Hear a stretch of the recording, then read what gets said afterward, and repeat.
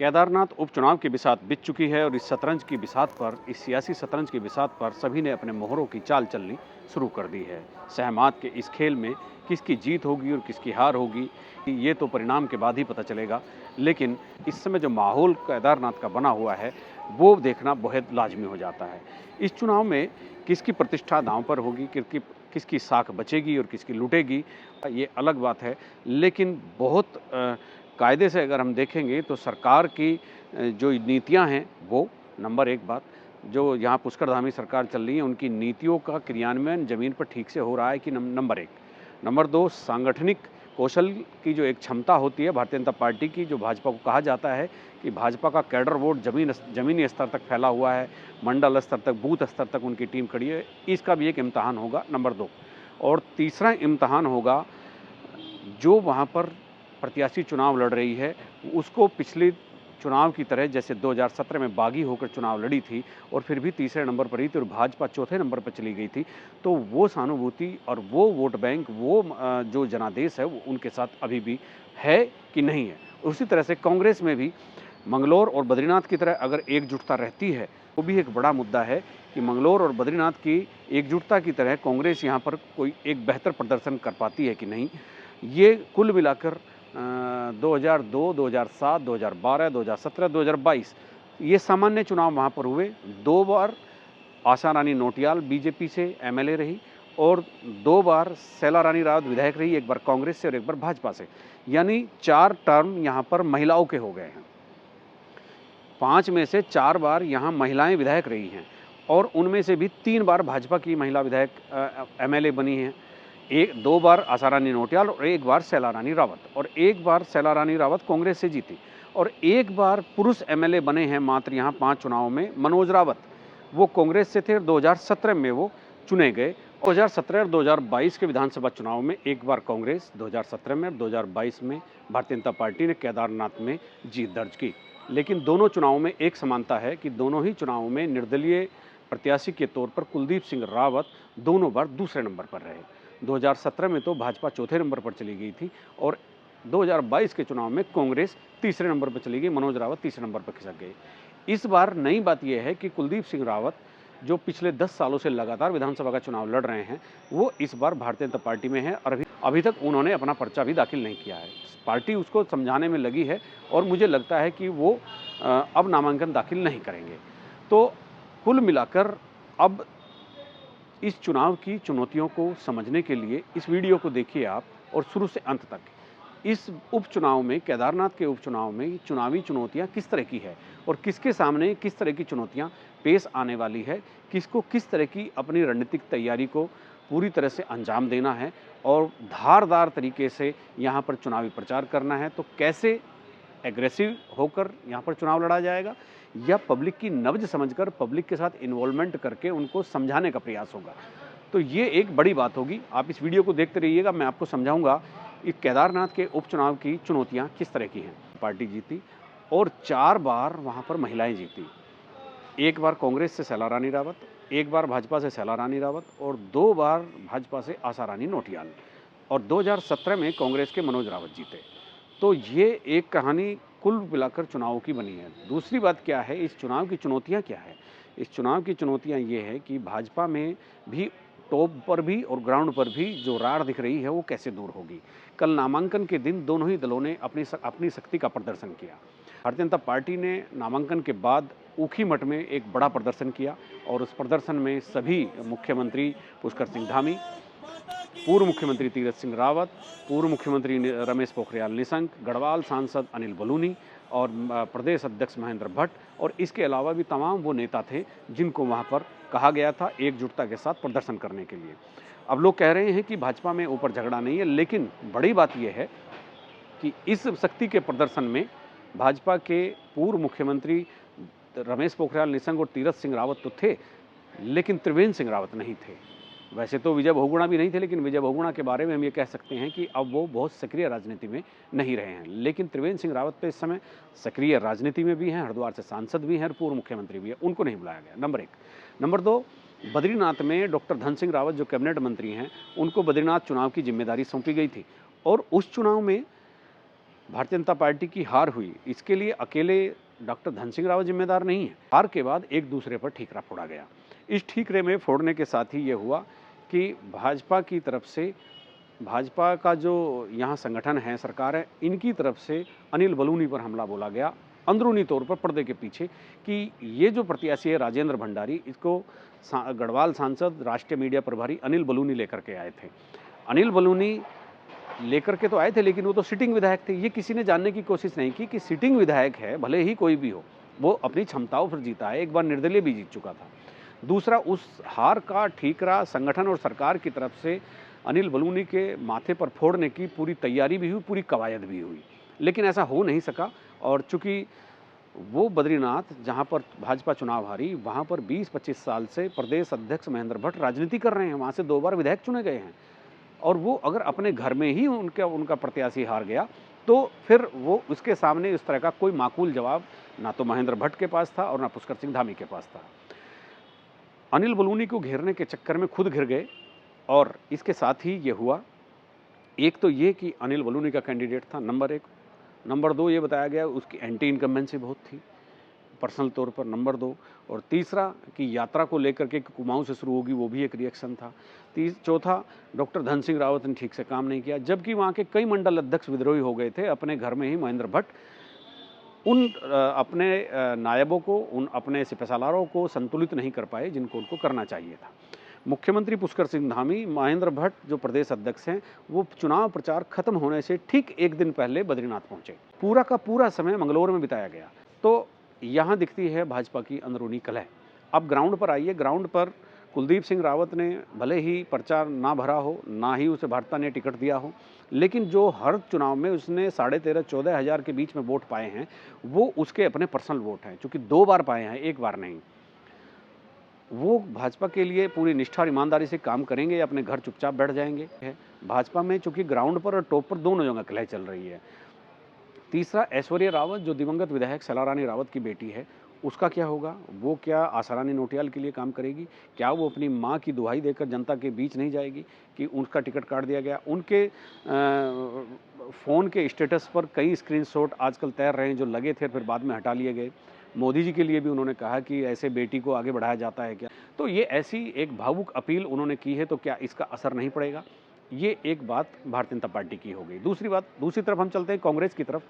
कांग्रेस की तरफ ये है कि टॉप लेवल पर दरारें बहुत हैं और चौड़ी भी बहुत हैं। हरीश रावत, गणेश गोदियाल, प्रीतम सिंह, ये सब लोग चाहते थे मनोज रावत को टिकट मिले। इन्होंने जोर भी लगाया और ये जीत भी गए, और प्रदेश अध्यक्ष चयन के मामले में मात खा गए। प्रदेश अध्यक्ष करण माहरा, कुंवर सिंह सजवान या हरक सिंह रावत, इनमें से किसी को चुनाव लड़ाना चाहते थे, लेकिन हरीश रावत हरक सिंह रावत के नाम पर बिल्कुल तैयार नहीं हुए। तो जब बिल्कुल तैयार नहीं हुए और वहाँ कलह हो गई, तो शैलजा ने मनोज रावत को प्रत्याशी घोषित कर दिया। मनोज रावत एक बार विधायक रहे हैं और पिछली बार चुनाव हारे थे। तो यहाँ पर टॉप पर कलह है, अंतर्कलह है, इनफाइटिंग है कांग्रेस में, और छोटी मोटी नहीं है, बहुत कायदे की इनफाइटिंग है। हालांकि कल कांग्रेस ने भी अगस्त मुनि में अपनी एक जनसभा करके शक्ति प्रदर्शन किया, और वहाँ पर बड़े तमाम नेता मौजूद थे। प्रीतम सिंह हो, नेता प्रतिपक्ष हो, या प्रदेश अध्यक्ष हो, गणेश गोदियाल हो, वहाँ ऐसा कोई बड़ा नेता नहीं था जो वहाँ नहीं पहुँचा। लेकिन ये लड़ाई ऊपर वाली अगर ज़मीन पर जाती है तो फिर नुकसान किसका होगा, ये आप सब समझ सकते हैं, सब बहुत आप ढंग से समझ सकते हैं। इसके अलावा अगर हम दूसरी तरफ देखते हैं, इस लड़ाई को ज़मीन पर जाने से रोकने की जिम्मेदारी भी कांग्रेस के टॉप लीडर्स की है। कल शक्ति प्रदर्शन जिस तरह का भी हुआ, अगर वो वोट में तब्दील हो जाता है तो अच्छी बात है, और वोट में तब्दील नहीं होता तो वो एक खराब अनुभव के तौर पर गिना जाएगा। तो ये कुल मिलाकर के कांग्रेस और भाजपा की, भाजपा में टॉप पर इनफाइटिंग है, ग्राउंड पर भी इनफाइटिंग है, कि कुल मिलाकर हम ये मानते हैं कि भाजपा अनुशासित पार्टी है, कैडर बेस्ड पार्टी है, तो ऊपर की लड़ाई नीचे की लड़ाई सब धुल जाएगी, खत्म हो जाएगी, और सभी भाजपा के प्रत्याशी के पक्ष में वोट करेंगे। ऐसा हम मान भी लेते हैं, और राजनीतिक विश्लेषक भी यही मान लेते हैं कि मोदी जी के नाम पर वोट पड़ेगा या भाजपा की नीतियों के नाम पर वोट पड़ेगा। तो इस तरह से सारी चीज़ें अब सामने आएंगी, और कांग्रेस में भी इस तरह का। लेकिन सबसे बड़ी चुनौती क्या है? दो चुनावों में 2017-2022 में निर्दलीय कुलदीप सिंह रावत ने 13,500 और 14,000 के बीच में वोट लिए। वो 13,500-14,000 वोट उनके अपने पर्सनल वोट हैं। और दूसरी बात, वो एससी वोटर में उनका अच्छा खासा प्रभाव है, चूँकि उनकी पत्नी एससी वर्ग से आती है, तो उसकी वजह से भी उनको बड़ी संख्या में निर्दलीय लड़ते हुए भी एससी वोट बड़ी संख्या में मिलते रहे हैं। दूसरी तरफ ठाकुर वोट हैं, और ठाकुर वोट चूंकि जो उनके साथ इंटैक्ट हैं, अगर इन 14,000 वोटों में हम ये मान लेते हैं कि 4,000 वोट एससी मिले उनको और 10,000 वोट ठाकुर मिले, तो भी ये डायमेंशन बिगाड़ देता है भारतीय जनता पार्टी का। अगर वो इस बार चुनाव नहीं लड़ रहे हैं और इनके वोट और वो बहुत ईमानदारी से अपने वोट को ट्रांसफ़र करने के लिए भाजपा के लिए खड़े नहीं होते, चुप भी बैठ जाते हैं, तो ये वोट ट्रांसफ़र हो जाएगा कांग्रेस के लिए। और ये चाहे कितनी भी अपील करें, मुझे नहीं लगता एक पत्रकार होने के नाते कि वहाँ का दलित वोट भाजपा को जाएगा, क्योंकि पिछले चुनाव में आप देख चुके हैं कि दलित वोटर ने लोकसभा चुनाव में भारतीय जनता पार्टी के खिलाफ वोटिंग की है बड़े पैमाने पर। तो वो दलित वोटों का जो नुकसान जो भाजपा को पहले भी होता था, वो अभी भी होगा, लेकिन अब डबल होगा। वो पहले उसे मिलते नहीं थे, कुलदीप रावत को जाते थे, अब कुलदीप रावत को नहीं जाएंगे तो कांग्रेस को जाएंगे, तो भाजपा को डबल नुकसान हो गया। दूसरी बात, उस सीट का जातीय गणित बिल्कुल दूसरी तरह का है। वहाँ पर सबसे बड़ी संख्या में राजपूत मतदाता हैं, उसके बाद ब्राह्मण हैं, उसके बाद दलित हैं, और उसके बाद ओबीसी और जो दूसरी जातियाँ हैं वो वहाँ पर हैं। तो भारतीय जनता पार्टी की प्रत्याशी आशारानी नौटियाल ब्राह्मण वर्ग से आती है, कांग्रेस के प्रत्याशी मनोज रावत राजपूत बिरादरी से आते हैं, और दो और लोग लड़ रहे हैं, यूकेडी से भी लड़ रहे हैं और भंडारी, और त्रिभुवन चौहान निर्दलीय भी लड़ रहे हैं। तो ये खैर एक अलग बात हुई, क्योंकि इस बार का मुकाबला सीधे तौर पर भाजपा और कांग्रेस के बीच है। तो अब अगर ठाकुर मतदाताओं की समझ में, राजपूत मतदाताओं की समझ में थोड़ी सी बात भी आई कि मनोज रावत को वोट करना है, तो उनको किसी और के वोट की जरूरत भी नहीं होगी, आवश्यकता भी नहीं होगी। और अगर सबसे बड़ा चैलेंज यही है जो मैंने अभी बताया कि कुलदीप रावत इस बार नहीं है, उनका 14,000 वोट किस तरफ जाएगा, ये देखने वाली बात होगी। पूरा दारोमदार इस सीट पर जीत और हार का कुलदीप रावत के पर्सनल वोटों की तरफ टिका हुआ है। उसके समर्थक मायूस भी हो सकते हैं कि उनके नेता को टिकट नहीं दिया गया, और दूसरी बात ये भी हो सकती है वो अपने समर्थकों को बहुत स्पष्ट इशारा ना करे, जैसा अभी तक सुनने में आ रहा है। उसने और दिवंगत विधायक सैलारानी रावत की बेटी ने हाथ मिला लिए हैं, और वो बहुत शिद्दत से पार्टी के लिए काम नहीं करेंगे, क्योंकि उन्हें पता है कि आशारानी नौटियाल इस बार जीत जाएगी, तो फिर आगे के भविष्य में, मतलब भविष्य में फिर उन्हें पता है कि आशारानी नौटियाल अगर जीत जाएंगी तो भविष्य में ये सीट उनके हाथ से हमेशा के लिए निकल जाएगी। फिर उनको विद्रोह करके लड़ना पड़े या किसी भी तरह से लड़ना पड़े, लेकिन भाजपा उनको टिकट नहीं देगी। तो इसलिए वो क्यों चाहेंगे कि आशारानी नौटियाल जीते। तो ऐसी तमाम दुविधाएं और ऐसी तमाम चुनौतियां वहाँ हैं। तो केदारनाथ के उपचुनाव की सबसे बड़ी चुनौती यही है कि कुलदीप रावत का 14,000 का जो वोट बैंक है वो किस तरफ जाने वाला है।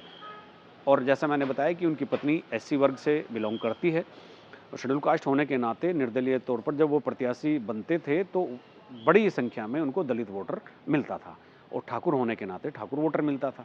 बस यही एक पहेली है, अगर भाजपा ने इसको सुलझा लिया तो केदारनाथ में फतेह है, अन्यथा फिर आप समझ लीजिए कि जो सीरीज उपचुनाव के हारने की चली आ रही है वो जारी रहेगी, अनावरत जारी रहेगी, और इसका नुकसान सीधे तौर पर पुष्कर सिंह धामी को होगा। पुष्कर सिंह धामी इस समय प्रदेश के मुख्यमंत्री है, और लोकसभा चुनाव की जब 5 सीटें जीती गई थी, भले ही यहाँ के नेताओं ने कितना ही कहा हो कि सरकार पुष्कर सिंह धामी के नेतृत्व में जीत गए, लेकिन लोकसभा चुनाव जितनी जहाँ भी सीटें जीती है पूरे देश में केवल मोदी के नाम पर जीती गई है। नरेंद्र मोदी प्रधानमंत्री बनेंगे इसके लिए वोट पड़ा है, लेकिन जब विधानसभा का चुनाव होता है तब लोकल चेहरे का फैक्टर जरूर होता है। और दोनों बाई इलेक्शन लोकसभा चुनाव के ठीक बाद हुए और दोनों भाजपा हार गई। 24 साल के इतिहास में कोई सत्तारूढ़ दल उत्तराखंड में चुनाव हारा है। तो ये सीधे तौर पर मुख्यमंत्री पुष्कर सिंह धामी के इकबाल और उनके ओरे से, उनकी प्रतिष्ठा से जुड़ गया है ये केदारनाथ का उपचुनाव। और अगर ये उसको केदारनाथ को जीत लेते हैं तो वाकई में पुष्कर सिंह धामी के कद में जरूर इजाफा होगा, चूँकि ये सीट और ये स्थान और ये धार्मिक स्थल प्रधानमंत्री के सबसे पसंदीदा धार्मिक स्थलों में है। केदारनाथ वो लगातार आते हैं, साधना करते हैं। अगर केदारनाथ सीट भी हार गई तो नैरेटिव जो बना आ रहा है अयोध्या के बाद बद्रीनाथ भी हारे, फिर ये आगे बढ़ेगा कि बद्रीनाथ के बाद केदारनाथ भी हारे। तो इसीलिए भाजपा के लिए सबसे बड़ी चुनौती कुलदीप रावत का वोट बैंक है, और सबसे बड़ी चुनौती कांग्रेस के लिए भी कुलदीप रावत का वोट बैंक ही है। अब देखते हैं कि ये ऊंट इस उपचुनाव में किस करोड़ बैठता है। यहाँ की जो ये आईडी ऊपर से देहांत के बाद इस चुनाव में हम सबको आना पड़ा है, और इस क्षेत्र के लिए काफ़ी उन्होंने काम किया, काफ़ी क्षेत्र को आगे बढ़ाने के लिए काम किया। और प्रधानमंत्री जी के प्रधानमंत्री बनने के बाद 2014 से अभी तक लगातार बाबा का एक प्रांगण भव्य केदार और दिव्य केदार के रूप में डेवलप हुआ है। पूरी दुनिया में एक नए स्वरूप में उसको जो आस्था श्रद्धा का केंद्र है, आने वाले लोगों की संख्या बढ़ी है। अनवरत रूप से यहाँ का विकास शुरू हुआ है और हम सब लोगों ने उसी को अपना ध्येय मानकर प्राथमिकता के आधार पर यहाँ के विकास का संकल्प लिया है। 2013 की आपदा के समय को भी लोगों ने देखा और इस बार भी आपदा थी, त्वरित रूप से इस प्रकार से काम हुआ है जो अनवरत रूप से विकास पूरे श्री केदारनाथ विधानसभा का चल रहा है। उसको यहाँ के क्षेत्र की जनता रुकने नहीं देगी, उस गति को बढ़ाएगी और भारतीय जनता पार्टी जो हमारी यहाँ की समर्पित प्रत्याशी हैं, लंबे समय तक इन्होंने यहाँ काम किया है। सभी लोग जानते हैं, बहुत ही सहज है, सरल है, मिलनसार है और क्षेत्र की समस्याओं को भली भांति जानते हैं। इसी सामान्य स्थितियों से निकलकर वो राजनीतिक क्षेत्र में है। यहाँ के जो पहले के काम हैं उन कामों को आगे बढ़ाएगी, विकास को अनवरत रूप से गति देने का काम करेगी। यहाँ की जनता से हम अपील करते हैं कि विकास की गति को बढ़ाने के लिए एक तरफा समर्थन दें और विकास की गति को और तेज बढ़ाएं। सर देखिए, अयोध्या और बद्रीनाथ के बाद कांग्रेस पार्टी केदारनाथ उपचुनाव भी जीतने जा रही है और कांग्रेस के कार्यकर्ताओं का उत्साह आप देख रहे होंगे, जनता का गुस्सा आप देख रहे हैं। एक साल से यात्रा को डाइवर्ट करके उत्तराखंड की सरकार ने सुनियोजित तरीके से केदारियों के हाथ की रोटी न केवल छीनी बल्कि हाथ पर लाठी चार्ज भी किया है। मैं पहली बार देख रहा हूं कि जो लोग, जो ट्रांसपोर्टर, जो यात्रा व्यवसायी, जो होटल ऑपरेटर, जो कूड़ा खच्चर चलाने वाले और जो छोटे दुकानदार यात्रा की रीढ़ होती थी या होते थे, उन लोगों को यात्रा के पहले चरण में पहले ही सप्ताह उन पर मुकदमे कायम कर दिए गए। उन लोगों को इतना डराया गया कि जो यात्रा न केवल केदारनाथ भूमि के लोगों का पेट पालने वाली थी बल्कि यहाँ से लेकर दिल्ली तक के लोग इस यात्रा पे पलते थे, वो सब उन सब में त्राहिमाम है।